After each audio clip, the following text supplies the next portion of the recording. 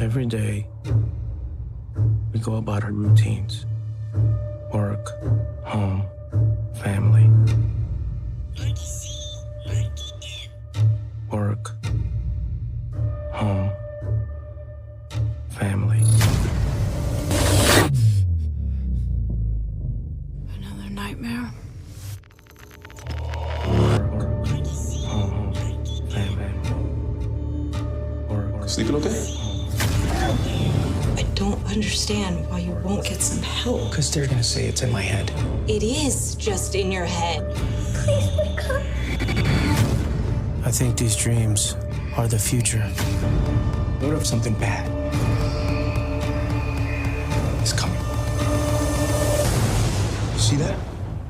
You kidding? Of course I can. What is that? I know what's gonna happen.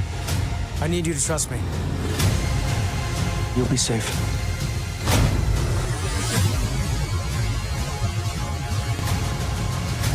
They're coming! In your nightmares. Did you see them kill us? Hey, everybody. It's nice to be back in the saddle again. So let's just pick up where we left off. If you have not seen this movie, it's called Extinction. It's about AI, and it's on Netflix. You might want to pause this video or stop this video and watch the movie first, because I don't want to spoil it for you. Once we go through this synopsis and I talk about it throughout the intro of this video, it'll take all the magic out of it. But if you watch it, how they made it, and you have no idea what you're getting into, it's actually a pretty good movie. It's got a good twist at the end. So all of that being said, now's your chance to get out. Here's your spoiler alert. But if you've only seen the minute or so intro to this video, or the couple of minutes of trailer that's out there, you would think that this is just the typical sort of mid-budget production of like an end times or a war or a UFO invasion or something like that. And the main character is just the typical guy who has these recurring dreams, these apocalyptic visions that turn out to be true. But in reality, that's not what the movie is about at all. And that's not what this video is about at all. The twist is very unsettling and very disturbing, but it plays into what we've been working up to this point in this series, talking about AI and human extinction. And what are dreams even? What are these experiences that we are having? Could they be something besides what we think they are? I mean, the internet's flooded now. Back when I started on the internet, well, not the internet, but like YouTube, when I started on YouTube in 2008, and I was looking for a place because I couldn't find anybody in my local area or in the churches or anything that believed in the Holy Spirit, basically, even in the churches. They didn't want the Holy Spirit messing up their schedule.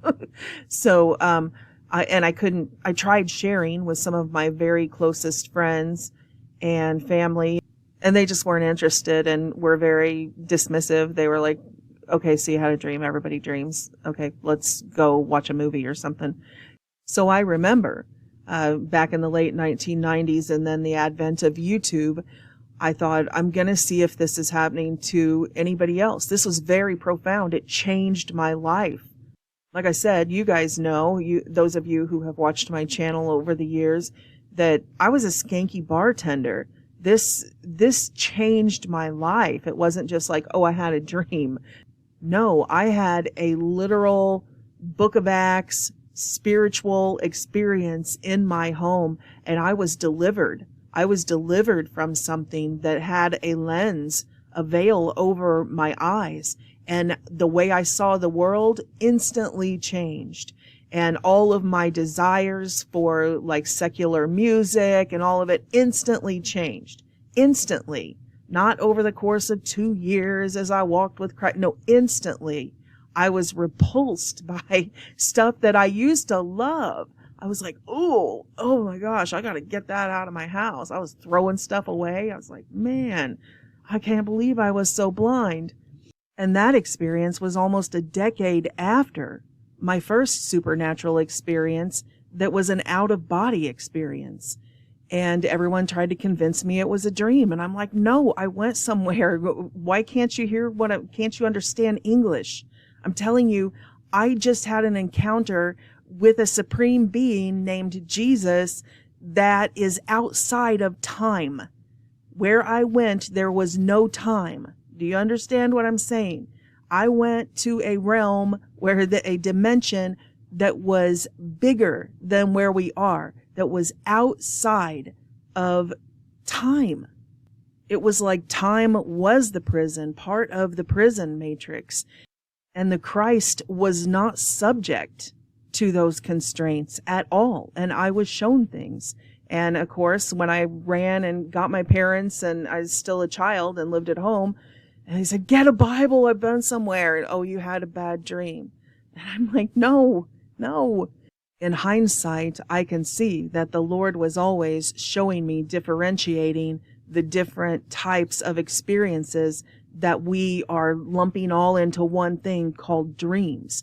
Even within this out-of-body experience, if you've watched it, you know I talk about being able to clearly see the difference between a brain dream and where I was, because when I went out of my body was in the middle of a dream, a brain dream about a cartoon that I had watched. And then when I was sent back and I got back in my body, it was still going on. The brain was replaying this thing that I had seen, but I was conscious in my body trying to reintegrate. It was a very profound, eye-opening, paradigm-shifting sort of experience to have two minds.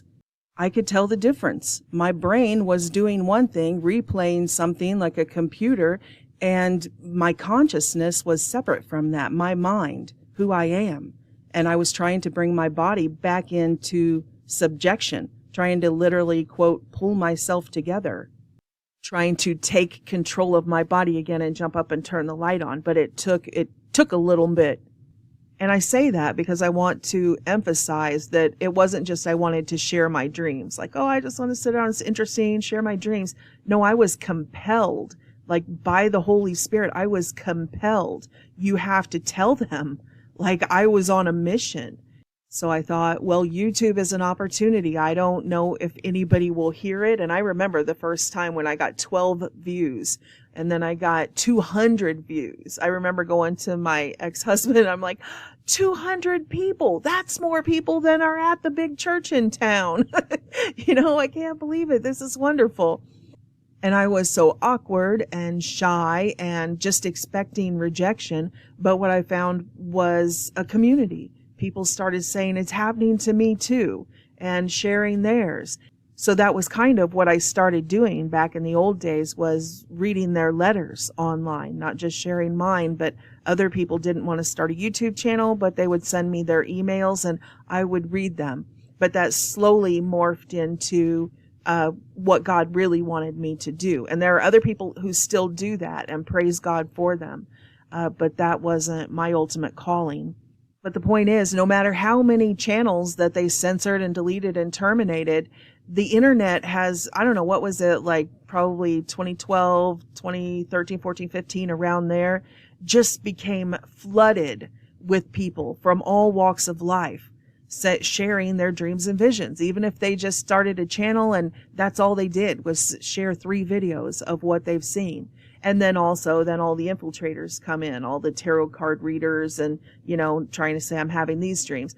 And that's why in the introduction of this video, I wanted to go ahead and do a segment about what are dreams, because they are not just one thing and they are not all coming from the same place. You guys know we have brain junk dreams that is just our computer brain processing stuff. And then we have more profound spiritual experiences that we're throwing into that category and classifying as dreams. So like astral projection, out-of-body experiences, bilocation, artificial brain hacking, delta wave, D-wave, computer electric dreams, strange black ops technologies like Donald Marshall was talking about with the cloning labs. that if you're in REM sleep in one body, but there's a clone, and then you're experiencing through their eyes, but you perceive it as a dream to the body that is asleep in REM frequency.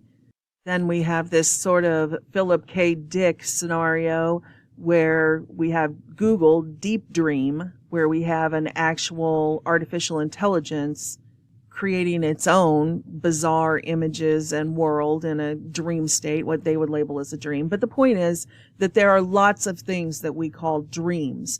And this isn't the spoiler to the movie. This isn't the twist at all. This is just the introduction. But I wanted to touch on this first because I'm going somewhere with this. But we have to have some sort of discernment, because everything that is a dream or a vision or something that people feel is prophetic is not always from God. And vice versa for the skeptics, everything that is called a dream isn't just brain junk.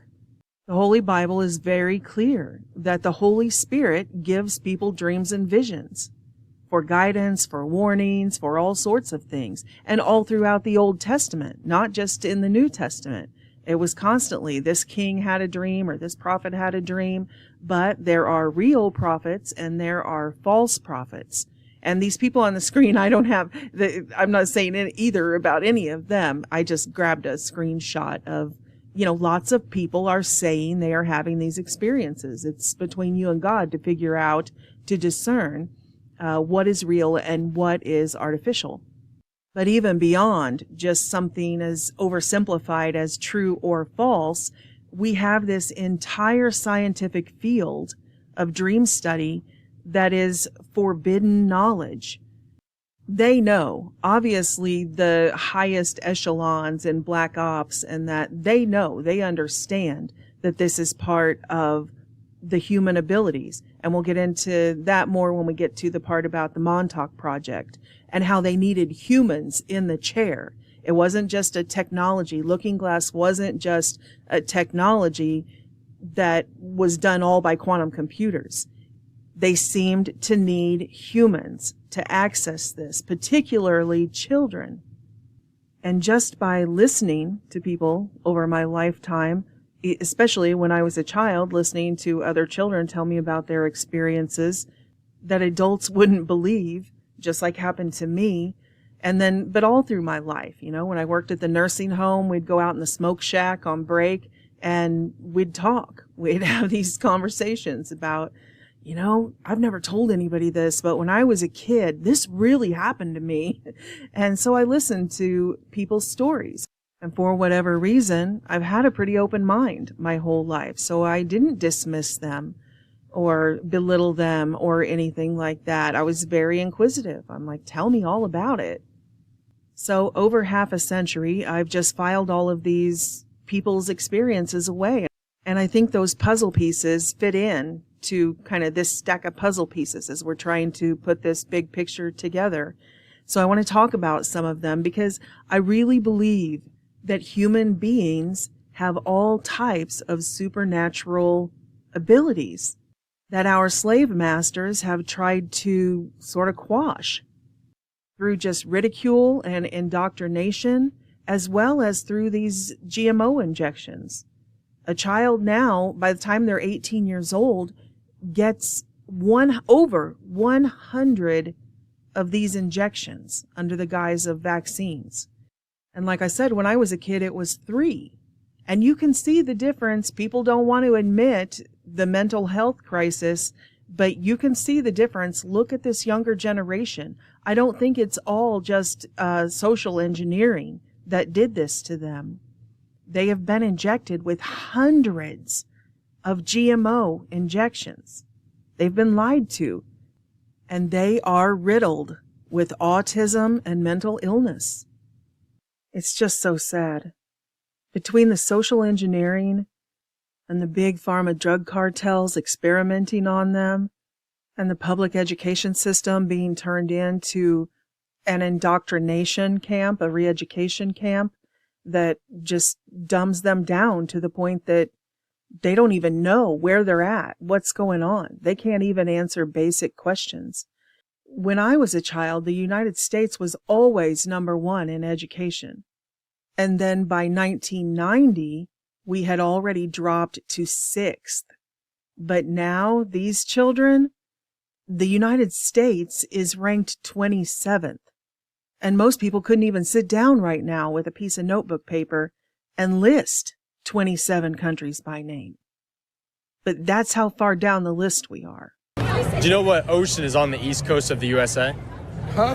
What ocean is on the east coast of the USA? I don't know. Guess an ocean. What do you think? I'm not. Guess an ocean. Pacific? I don't know. Yes, good. If somebody gives you $1 every single day for an entire year, then how much money do you have at the end? Okay, but Around how much? I wonder for the entire year. Guess like $1,000? Yes. Yes, good. What shape is the Pentagon? Like in Washington, D.C.? A hexagon. Yes. How long does each president serve their term? 2 years. Yes, good. How many branches of government we have? 8? Yes, nice. Can you name one of them? No. Nah. You can't name a branch? Nope. How many inches are in 2 feet? Inches in 2 feet. 4 inches, I guess. Yes, good. What country is Hawaii in? What? I don't know. Guess a country. Give me your best guess. No wrong answers. Bro, I dead don't know. I don't know. I can't even guess one because I really. No, guess a country. Guess a country. What Any country? that it's in. I can't even guess. What year did the USA gain its independence? Guess. Give me a. 1829. I would not answer that. Yes. Do you know what 77 plus 23 is? You know, can't do simple math, my guy. That's the one thing that I'm gonna fail on. Take a guess, like your best guess. Like around how much is that? Around 115-ish? 105? Give me one final guess. I just don't want to take too long to think about it. 105. Yes. Do you know what year it was 22 years ago? 22 years ago. Yeah, around what year was it? I don't know, bro. Give me your best guess. Around what year? 22 years ago. God damn, bro. Gotta do some mental math real quick. I'm trying. Honestly, bro, I don't even know. Give me a guess. Give me a guess. I'm 22. Around what year? I don't know. Was it like the 19 something? I don't know. 19 what?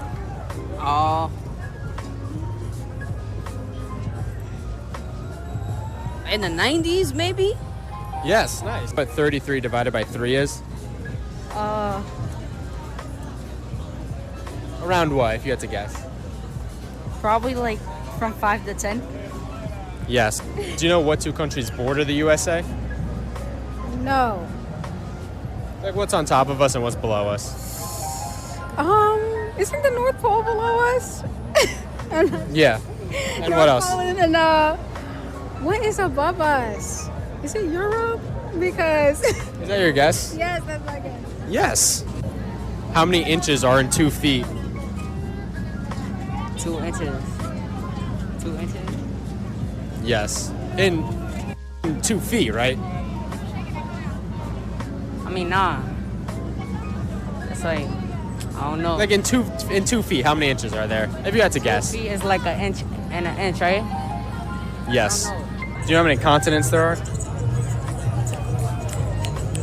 50. Yes. Do you know who fought in the Civil War? The United States. Against? Russia. Yes. Do you know who fought in the Civil War? Who fought in the Civil War? Yeah. It was us against the Soviets. Yes. How long does each president serve their term?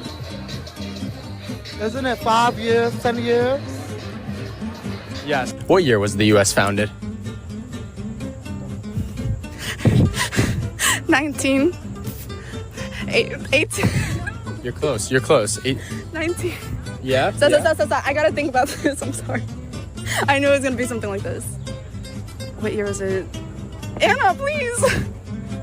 Do you know who the current vice president is? Right now? Yeah. Joe Biden. Yes. What country is Mount Rushmore in? Russia. Yes. Do you know who the current vice president is? No. Who do you think it is? Take a guess.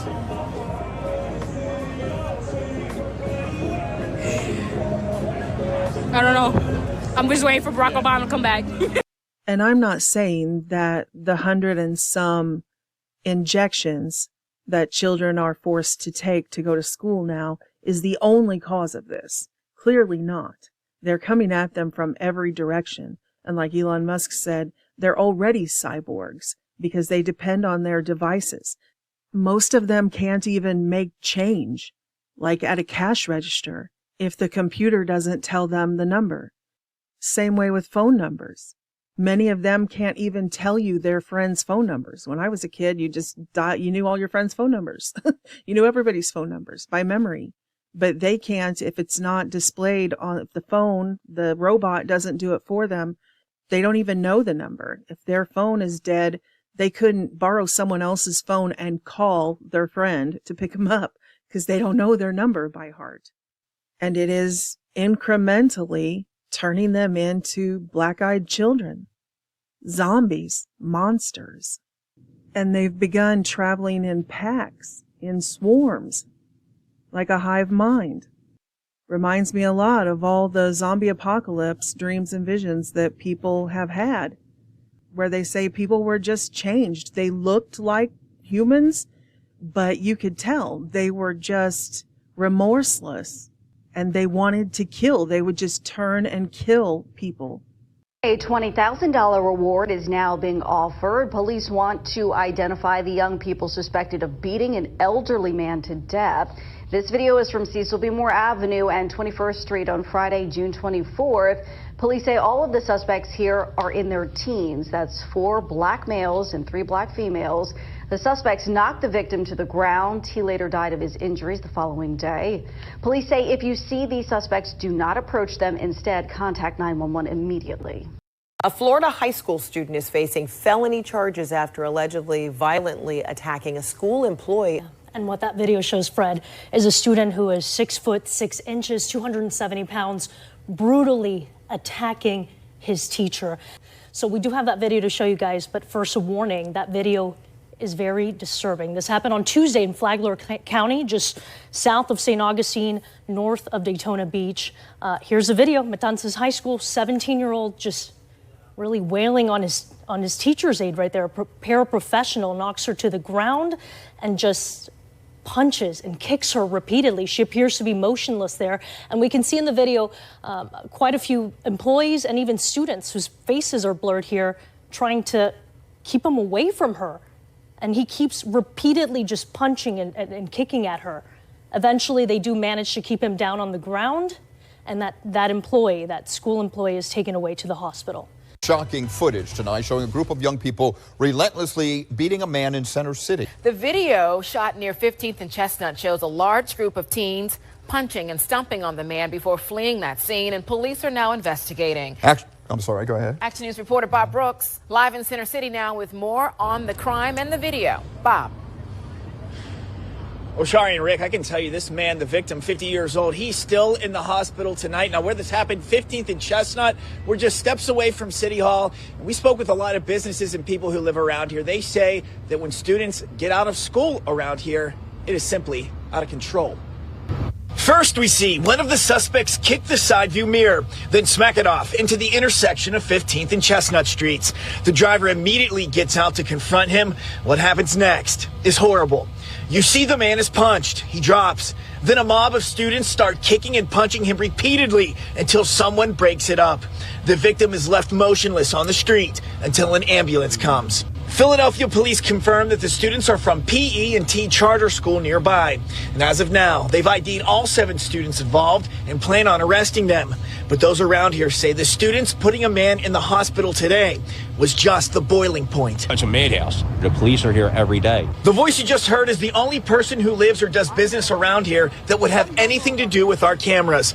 Everyone else was too worried what the students might do if they're recognized. I've always been secure in being able to take care of myself. It's a matter of it being 100 people that just want to come up and attack you, and and that's the way it would be. A 15-year-old boy is arrested in connection with the bicycle gang attack of a driver in Manhattan. The teen, whose name is being withheld because he's a minor, was charged with criminal mischief and assault. Video posted to Twitter on Tuesday shows a group of cyclists harassing a BMW driver on 5th Avenue and 21st Street in Flatiron. The driver of the car told police he had stopped at an intersection as a group of cyclists passed when one of them hit his vehicle. You can see the group jumping and throwing their bikes on the hood.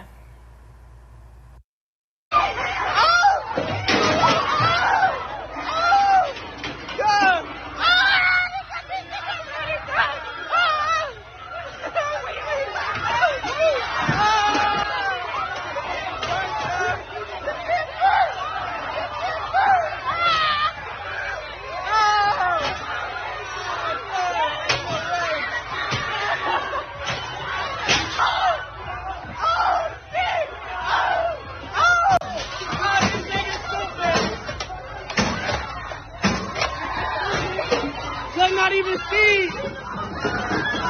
Oh, they taking the register. Let go! Let go! Let go! I got the register. I took the register.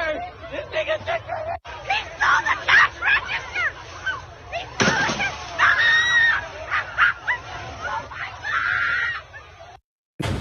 It's back to business for this BP gas station in Bronzeville after it was ransacked last night by a large group of teens. The effects still apparent today. The shelves messy, a window above the door smashed. Dennis Jones, who lives nearby, took it upon himself to pick up some of the trash. Matter of fact, I picked up a pop bottle, hadn't even been open. They just took them and threw them on the ground. Video taken by a gas station clerk Tuesday night shows police officers standing by as young people flooded the streets. A so-called teen takeover, which has happened before, according to 3rd Ward Alderwoman Pat Dowell. The parents need to step up. If they need help, they need to ask for more help. There's only so much you can do. Neighbors, like this man who didn't want to show his face on camera, say these destructive gatherings are embarrassing for the city. You had a sense of pride. Now we got young people twerking in the middle of the street, wilding out, cursing, running up and down, jumping on people's cars.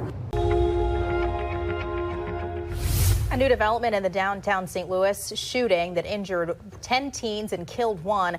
We want you to take a good hard look at the people that are here on your screen. St. Louis Metro Police say these children are suspects in that shooting.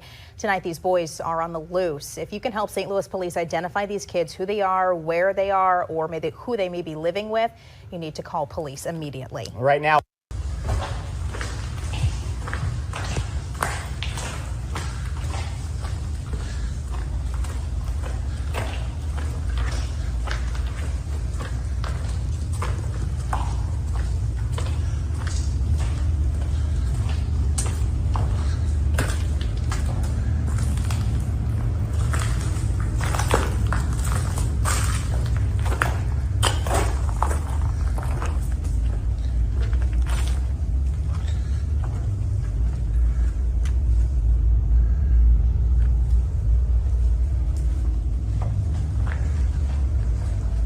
And unfortunately, I could just go on and on. Children getting together for prom or birthday party, just murdering each other. They've become murderers. Absolute psychopaths. 2 dead, 7 wounded at a child's party in Atlanta. Houston, Texas, 4 teenagers shot and 1 killed at a birthday party. Here's another one in Texas, 9 children shot after a prom party. I went to prom. We had after prom parties. We just didn't murder each other. And this is happening every day all across the United States. And not just teenagers and 10, 11, 12-year-olds. In the last video, remember, we put the 6-year-old, a first grader, who came to school and tried to kill his first grade teacher. Tried to choke her and then pulled a gun and shot her. 6 years old. It has begun. And they've begun traveling in packs, in swarms, like a hive mind. They've reverted to acting like feral animals. Well, I can't even say that because animals don't do this. I live out in the woods. There's tons of wild animals. I've never been surrounded by squirrels. I've never been surrounded by a dozen raccoon or a dozen deer who are just like trying to kill me. And for no reason, you know, not for food or anything like that. These children are just out of sheer psychopathy. They're narcissistic psychopaths, and they do want to kill, steal, and destroy. And that's the very definition of a demon. That's the definition the Bible gives of the devil. The devil comes to steal, kill, and destroy. So when I use the term black-eyed kids, I'm not just trying to be sensational, like, oh, how shocking. No, I mean, the very definition of the devil is what we see in these swarms of little children. A lot of the attacks just in broad daylight. Just go up to a 72-year-old man and swarm him and kill him.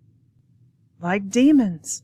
We'll convert your children. Happens bit by bit, quietly and subtly, and you will barely notice it. We'll convert your children. It's a gay baby. Gay baby. Gay, gay, gay. Please be gay.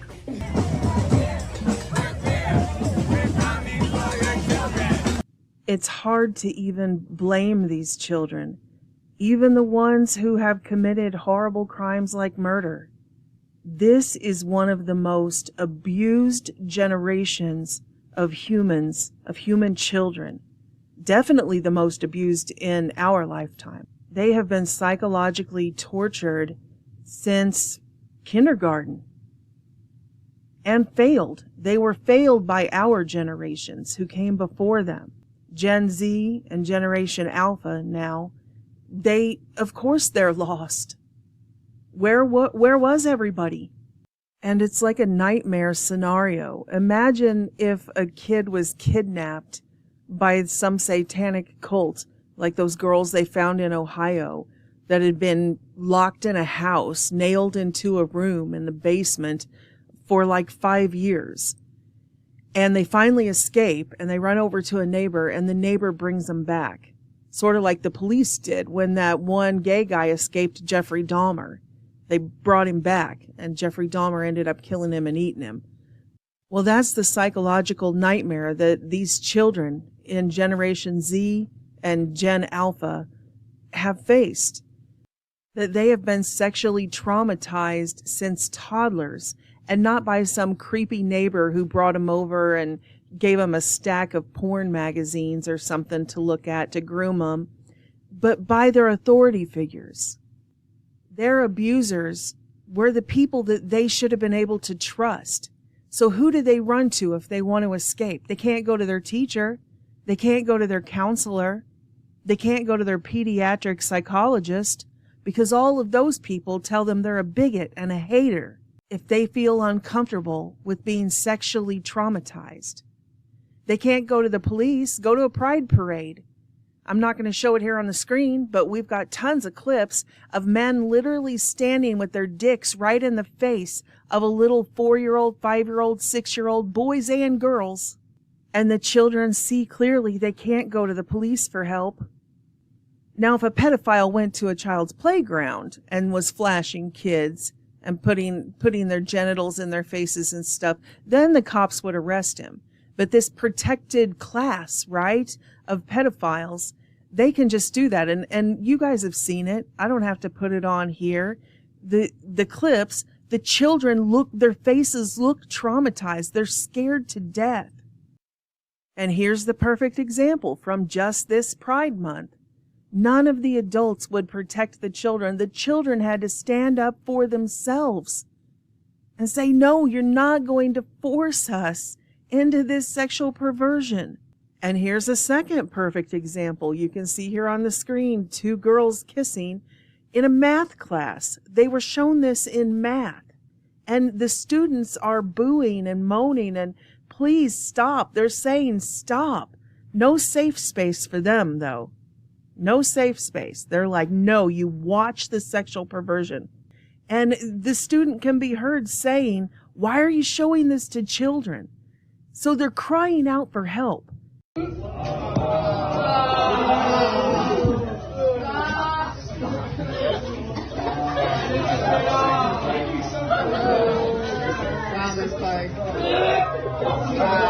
are you showing this to kids? Why are you showing this to kids? Why are you showing this to kids? Hey, I'll warn you guys now, if you're going to be inappropriate, I will have supervision down and give all of you a Saturday school for next year. And this is the perfect example. Who do you go to if the police won't help you and your counselors won't help you and your teachers won't help you and you're being sexually exploited? Who do you go to? Because this is what the adults did when these children cried out for help. These displays of intolerance and homophobia are unacceptable. This type of intolerant rhetoric starts in the home. Parents angry at town hall over intolerance at Marshall Simons Middle School. Kids were asked to wear rainbow clothes in honor of Pride Spirit Day, but some organized a counter-protest wearing red, white, and blue or black. The principal sharing a statement to families that Pride posters were ripped down, stickers ripped up. Some students chanted "USA are my pronouns," and students showing Pride were intimidated. It was an unruly disruption, in fact, that was organized ahead of time. While some parents were upset, others say it was overblown. Some of the kids threw the stickers on the ground. But, I can only speak for my daughter. She didn't want to wear that to school. It's not that she wanted to hurt anybody's feelings. She says her daughter felt coerced to participate in the Pride event and was offended by some of the messages, like this quote from Tennessee Williams. Human heart cannot be straight. It is curves and winds. And my daughter just kind of said, Mom, that's offensive to me, who I am straight. And I'm sure right about now, several of you are like, okay, we don't want to hear anything else about Pride Month and the LGBTQ stuff. That's all just a distraction from the real war at hand, the more profound, the interdimensional. Hey, I thought this video was going to be about alternate realities and altered states of consciousness that can surf timelines and things like that. And now we're just talking about junk on the news. But I'm begging you, please, please bear with me. I'm going somewhere. I really am. Please allow me to lay out my case so we can see what's going on around us in context, because these are not distractions. The culture war, albeit superficial, is still part of this war. We can't just take our hands off of that battle line and let them flood in.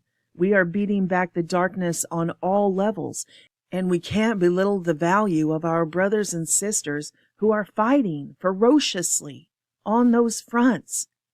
But I get it. I don't like to get involved in politics or any of this either. I know, Lord knows, we're all burnt out from a full month of Pride Month. We're tired of talking about it.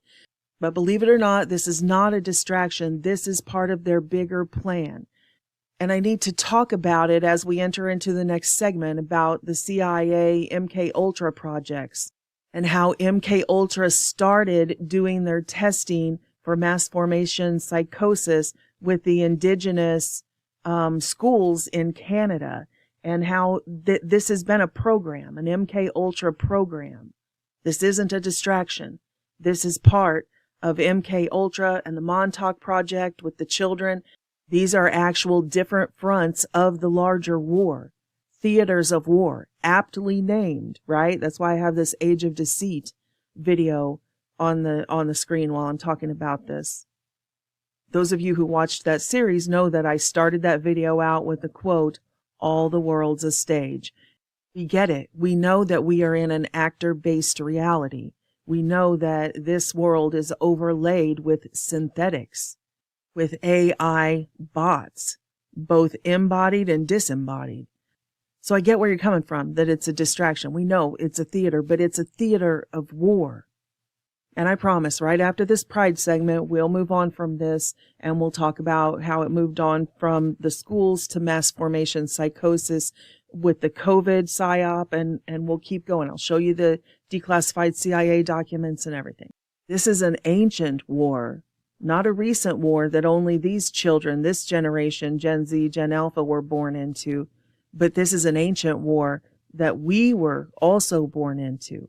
So that's part of where I'm going with this. They're not the only ones who are deceived. This is an entire age of deceit. The machine didn't just dumb them down and suppress the intellect of their generation. The machine also did that to us and suppressed human abilities, supernatural human abilities that aren't supernatural at all. They're natural. They're not paranormal at all. They're normal. But the machine has suppressed that in this dumbing down enslavement process. It didn't just happen to them. It happened to us too.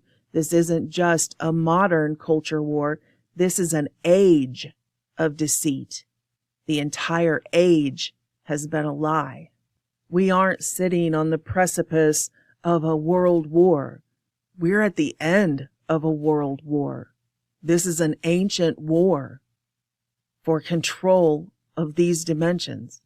Okay, yikes. Let's get back to it, but brace yourself. This is going to be an abrupt transition because I was right in the middle of a very passionate, even tearful at the beginning of it, rant about these children, an entire generation of children who are being sadistically, sexually exploited and abused, and they have nobody to turn to because their authority figures are forcing it on them.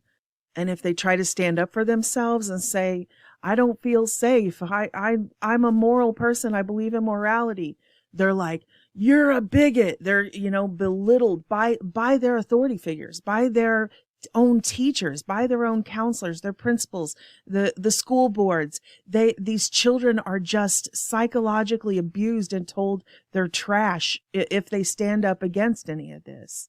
And they have no protection. Even, like I said, at the pride parades, when they're literally having genitals of pedophiles inches from their face, the police will protect the naked men instead of the children. They have to. The pervert politicians literally passed legislation making them a protected class. They're above the law. They can abuse children, and all of the authority figures must protect them, the abusers, because they're a protected class. They're above the law. If I did it, I wouldn't be above the law. I couldn't go to like Macy's Thanksgiving Day parade, the bunch of naked guys, and say, oh, we're a Christian group. We just like to go around naked and flash children. I mean, they would arrest us instantly. Or if we did it even inside our buildings, like they do the drag shows, and, the preacher gets up and says, okay, all elders get up here and let's all strip down naked and ride bikes around the congregation and show the children your penis. They would come in and arrest us immediately. But if you're at a drag show, then they give the children dollar bills to put in their G-strings. And of course, Google sent their AI out immediately and deleted all these videos that we made about it. But, and I didn't put this stuff back up. This was years and years ago, 5-6 years ago, I don't know. So after they terminated my channel, I didn't go back and repost these smaller videos on like BitChute or Rumble, but over on Odyssey, because they made a copy of the channel and saved this stuff. If you don't believe it, go over there. Here's the video of Desmond. I've got it on there, actual cell phone footage of him up on the stage doing this stuff multiple times. And I think also in that video, I show the clip of him when he was all drugged up on ketamine. And clearly, these two gay guys were sitting there on the couch with him. One was a convicted murderer, not even kidding, beat a guy to death with a hammer. One was a club kid, a gay prostitute, and got out of jail. He's sitting there right on the couch with him, and the poor little boy is all, drugged out on ketamine. Do you do ketamine on the couch? You're an idiot. Kid, what has this world come to? It's come to a world where drag kids actually exist. And people do ketamine on a couch. Did you not just do that?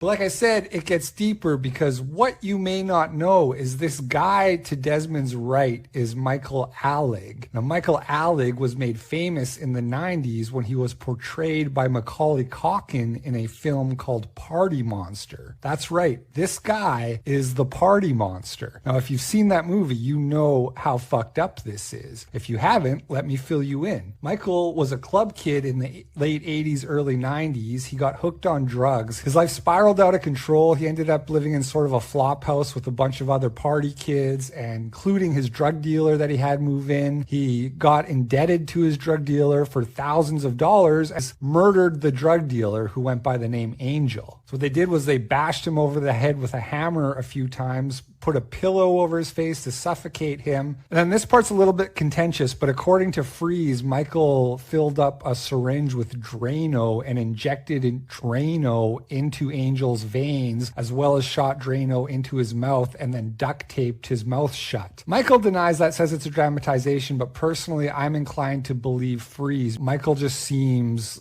completely psychopathic with no boundaries. If you want to get a better sense of the guy, you can watch the documentary, which is called Party Monster, a shockumentary, and they talk about the kind of guy Michael was. For example, he peed on people from the upper level of parties because he thought that was a funny prank. He would pee in bottles and give it to people and tell them it was Gatorade so they would drink it. He would spike people's drinks with drugs all the time just to fuck around. And one of the guys who knew him wrote an article saying that he also pimped out underage kids to his rich friends. They didn't know what to do with the body, so they put it in their bathtub with some ice. After a few days, it really started to stink, and so Michael said they had to deal with it. He offered to deal with it if Freeze would give him 10 bags of heroin. Freeze did. In exchange for the 10 bags of heroin, Michael chopped up Angel's body, put it into a box, and dumped it in the Hudson River. A couple weeks went by, and he thought he got away with it, and he started bragging to all his friends about how he had murdered Angel. Everybody thought he was just talking shit because that's the kind of guy he was. But eventually the box washed up. They found the body. They issued a warrant for his arrest, and he fled the city trying to escape justice. But they caught him. He took a plea for manslaughter and got out after 17 years. So if you didn't already have reason to question the parenting choices that Desmond's mother is making, now you can add that to the pile of questionable decisions that her kid is hanging out with this dude. So as somebody who has my own kid, I was asking myself, why would you do this? Why would you expose your child to this level of danger? If all of those clips can't be found in that 38-minute video, there are way more clips of these little kids being drugged and exploited in Crimes Against Humanity here. The one about Alfred Kinsey and how they institutionalized this sex cult, you know, just like Jeffrey Epstein. They literally had financiers that went around and paid the lobbyists, and Alfred Kinsey was one of those who went nation to nation to institutionalize this sex cult. And it has all of those clips from TED Talks and everything where they started the process of normalizing pedophilia, calling them minor attracted people, and, you know, saying that they're the victims, they're the protected class, the pedophiles, the poor pedophiles. We tell them what they're doing is wrong, but it's just their sexual orientation that they're attracted to minors. So it has been a very gradual, incremental, systemic program. It's been programming. They're playing the long game. We're the ones with the, 2-day news cycle. We're like, oh, that's old news. But they're playing the long game. And they have been successful. Demons say it right to our face. They're like, we're coming for your children. But we're going to do it so gradually you won't even notice. We'll convert your children. Happens bit by bit, quietly and subtly, and you will barely notice it. We'll convert your children. And they have institutionalized the inversion. They've inverted the truth. It's exactly the opposite. The protected class are the pedophiles because that's their sexual orientation, right? They're normalizing that. The abuse of children is normal now. In this sex cult, their teachers abuse them, their school boards abuse them, their parents abuse them and dress them up. I mean, babies, literally like weeks-old babies, and their parents are like, you're gay. They are hell-bent on making sure that they can groom these children from literally birth. And then they institutionalize, they pass these laws so that the children of God aren't legally allowed to stand up and fight the Satanists. They're a protected class. It's literally the theater of the absurd at this point. Did you guys see that the Michigan House just passed that bill making wrong pronouns a felony? I think it's like up to 5 years in prison and a $10,000 fine. And of course, they already long ago passed that law that felons serving a sentence in Michigan aren't allowed to vote. So see how they do that catch-22 deal? The authoritarian tyrants make it a felony to not think like them and live like them. Then once you are a sentenced felon, then you can't vote them out of office because you don't have any rights to have representation. So, I mean, it's just so ludicrous. If you use somebody's wrong pronouns, I mean, how would you even enforce something like this? It's so ridiculous. Like, what if somebody says, these furries, like, I'm a kitty cat or I'm a dog? I mean, do I literally have to go up to them and go woof, woof, woof, woof, woof? They're going to force us to take part in another person's delusion. And how can you even know what that person's delusion is? I mean, they're mentally ill. They have dysmorphia and dysphoria. And I mean, how can you even know by looking at somebody what they would expect you to say? But it isn't just this crazy Satanist on the screen. It's their entire legislature. They passed the bill, their House of quote representatives, as if we have a representative government. But yeah, they passed this. This many psychopaths in one place agreeing that, yeah, this is enforceable. I mean, we have a population that literally doesn't even know English grammar, and they want to criminalize people who don't know how to use pronouns. I mean, those kids literally don't know the difference between a state and a continent.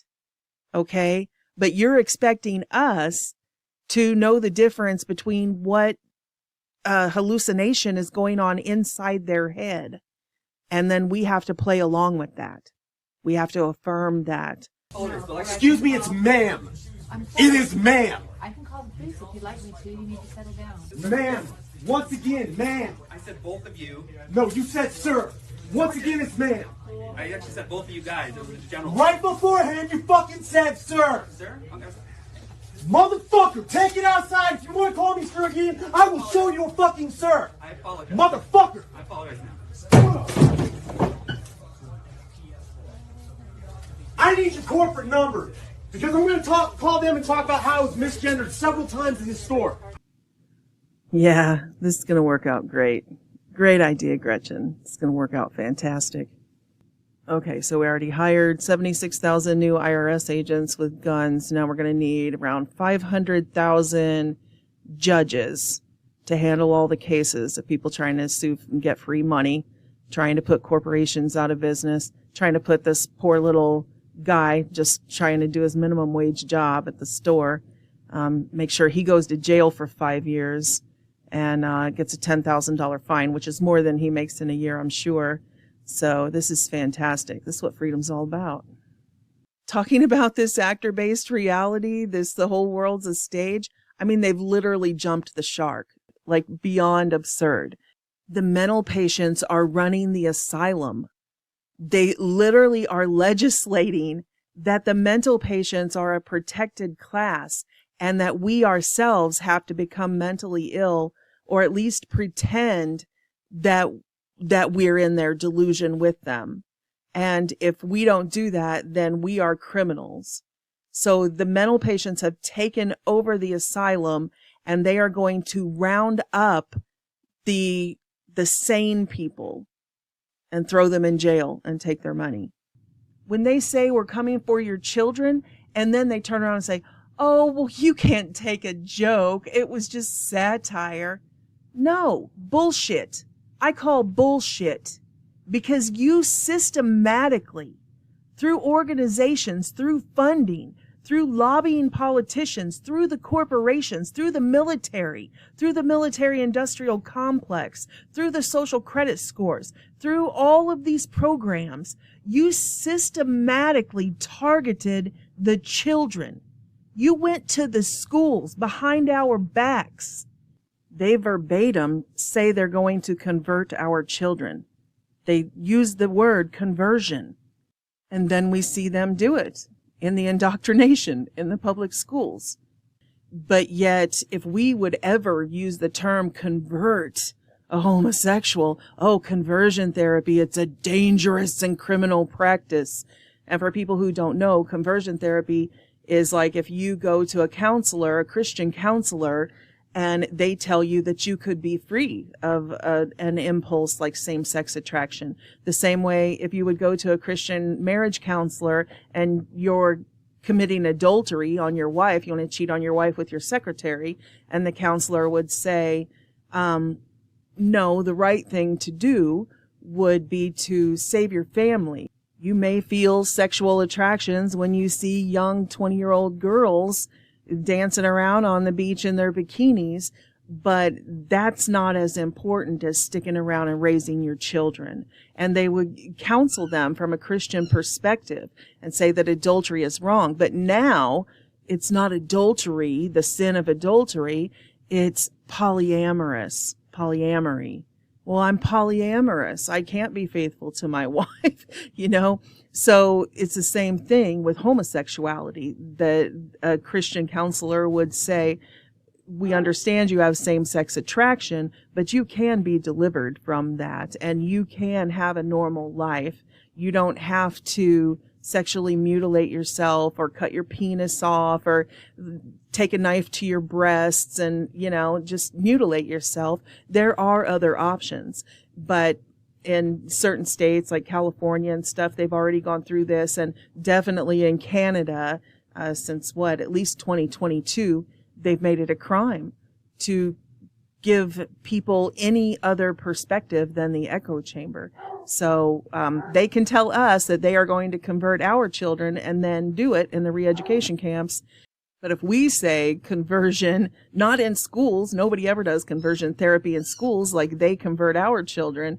No, conversion therapy that they're banning is like in the privacy of our own, you know, in a church, or maybe you have an office and you're a Christian counselor. Like people voluntarily come to you. They want to be free of same-sex attraction. They're like, no, people cannot want to be free. So it's circumventing the freedom of religion that even in our own buildings, in our own churches, the Bible is illegal, because the Bible says multiple places that homosexuals shall not inherit the kingdom of heaven, that homosexuality is a sin. But here's the part that they hate and have criminalized. For us to read this sentence right here that I have highlighted in 1 Corinthians 6:9-11. It says, and such were some of you, but you were washed, and you were sanctified, and you were justified in the name of the Lord Jesus by the Spirit of our God. So it says you can be converted, you can be set free. And that's the part the demons hate, because they don't want you to know that you can be free. They want you to think that it's a permanent thing. So don't mention conversion. Don't mention deliverance. That's a crime. And this plays into what we'll be talking about later in this video, that it's really not even about homosexuality. The demons don't want people to know that thoughts can come from spirits. That's your neurological circuits, that your brain can be hacked, and that you can have thoughts, intrusive thoughts that are not your own. Like, that paradigm has not been taught. Our children have been indoctrinated to think that every thought in their head is coming from them. So I was born this way. I've had these thoughts, because these demons don't want to be exorcised. They don't want people to be delivered. They want to capture these souls. They want these people to do what they want to wear these bodies around and make these people defile themselves. So the satanic ruling class really love this criminalizing conversion therapy, because with that comes the understanding that not all thoughts are from you. If you can be delivered from something, that means that it's not actually you. Like I mentioned in the very beginning of this video, when I received the Holy Spirit in my own home, it was like I had had a lens. I had been seeing the world through a lens, a veil. And when I received the Holy Spirit and I was delivered, it came off of me, and it wasn't me. My taste in music wasn't me. My taste in clothes wasn't me. My entire skanky bartender lifestyle of partying wasn't me. And I recognized that when this thing came off of me. Deliverance is real. And that's what the satanic ruling class don't want people to know. That's what conversion therapy is about. They want people to think, you're born this way, this is you. You can never change. So they brainwash those who are bound, and they tell them it's a dangerous and criminal practice if these people tell you you could be free. Again, I just can't believe that people are actually duped by their propaganda, telling them to their face, you not having the freedom to do anything that you choose is freedom. I mean, that's straight out of the book 1984. Right here, the law says it doesn't matter if the victim chooses to go through this type of counseling voluntarily. So you don't have the freedom to choose your counselor, to choose your own lifestyle, how you want to live. No, you only have to go to their state-sponsored counselors, who will then put you on a table and get a knife and cut your penis off. Like that is state sanctioned. But if you don't want to do that and you want to choose, even if it doesn't matter, even if you choose to go to one of these Christian counselors voluntarily, it's still against the law. And if you think that's a joke, then stick around, because in a couple of minutes, I'm going to have a detransitioner tell you their story about how they felt laying on that table, crying out for help, knowing that these people were literally going to cut this little boy's penis off forever. And he said he woke up and he thought, oh, thank God it was all a bad dream. And it wasn't.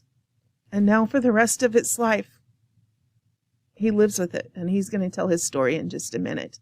So that's sanctioned.